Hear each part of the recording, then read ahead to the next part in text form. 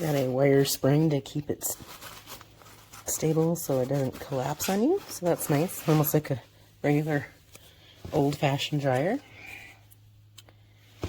It's not up in this part though.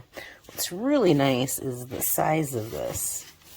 I just happen to have some of those flexi rods on, and this went over it really well. This has just a little bit of a strap in there, stretch in there, but you can adjust this so it stays on, but it's very comfortable and very nice sized. It's very happy.